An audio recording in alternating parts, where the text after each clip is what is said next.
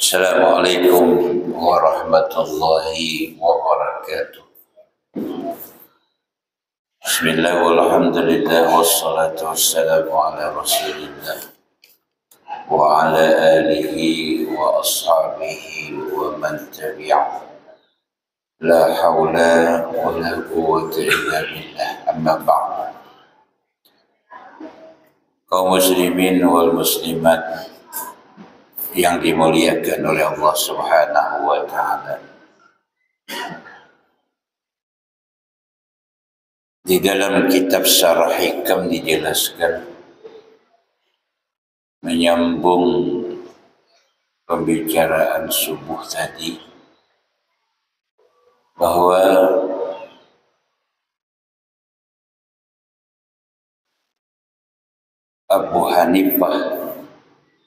Imam Abu Hanifah menjelaskan, yakhruju minad dunya,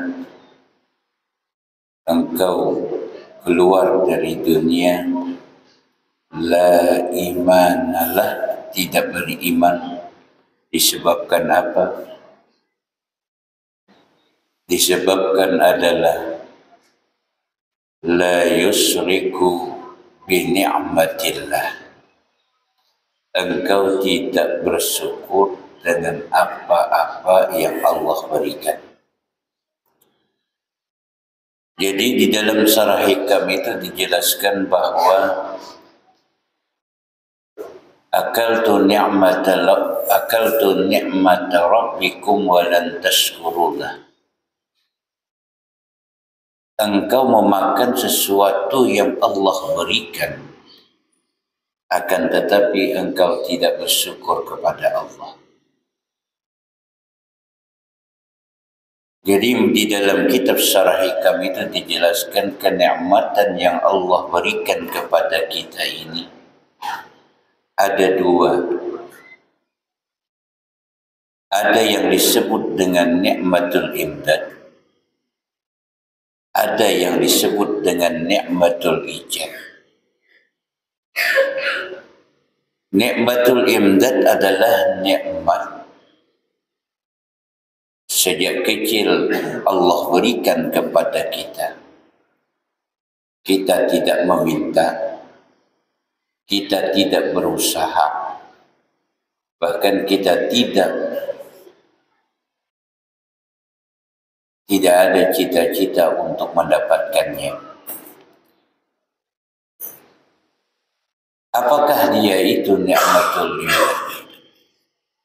Nikmatul imdad ini adalah seluruh anggota tubuh kita itulah yang disebut dengan nikmatul imdad. Tapi sayang, beribu kali sayang, orang dengan nikmatul imdad ini sudah melupakan, lebih banyak mensyukuri nikmatul ijab. Padahal kalau nikmatul imdad tidak disyukuri, mana mungkin bisa mendapatkan nikmatul ijab. Nikmatul ijab adalah sesuatu yang kita usahakan, sesuatu yang kita cita-citakan, baru kita dapatkan.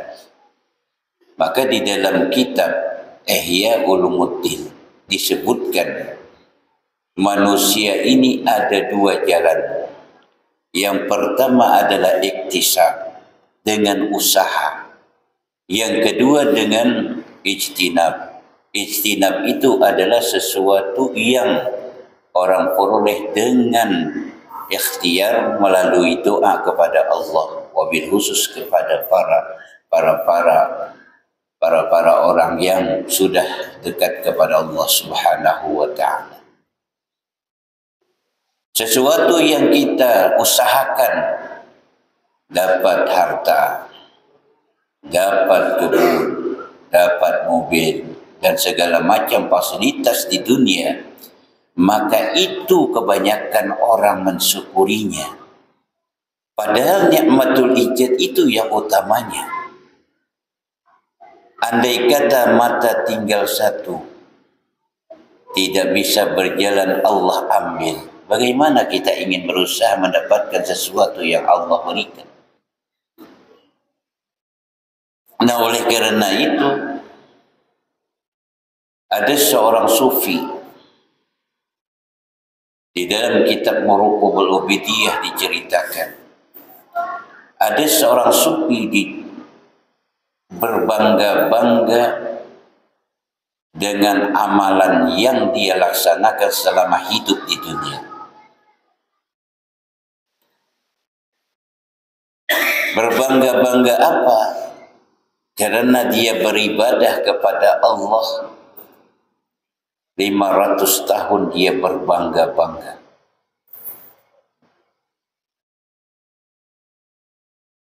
Bahkan dia berdoa seketika itu mustajab. Kalau dia makan seketika itu juga makanan ada. Kalau dia berdoa, apa yang dia inginkan dapat.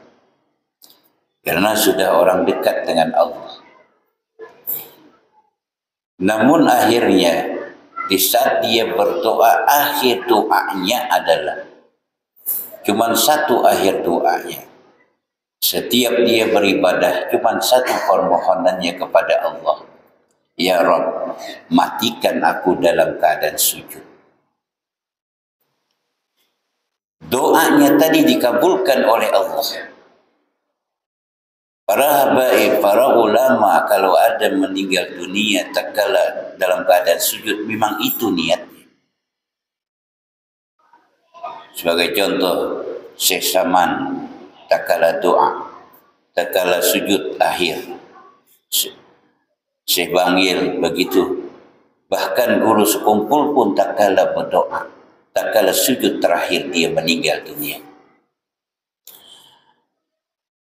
Pada akhirnya, tak kala ditimbang amal kebaikannya, nyatalah dia membawa dia kepada surganya Allah Subhanahu wa ta'ala. Akan tetapi, dia sudah masuk ke dalam surga, tetapi dia sombong terhadap Allah. Dia sombong terhadap yang menciptakannya. Apa yang beliau katakan, apa yang dia katakan sudah nyata-nyata sudah masuk dalam surga. Apa yang dia katakan? Ya Rabb, aku masuk surga bukan karena kehendakmu, tapi aku masuk surga karena ibadahku yang 500 tahun. Sombong dia kepada Allah. Kesombongannya tadi membawa petaka bagi dia. Lalu Allah perintahkan malaikat, hai malaikat, tolong timbang lagi amal kebaikannya selama hidup dunia yang dia banggakan 500 tahun beribadah kepada Allah. Coba timbang lagi. Akhirnya ditimbang.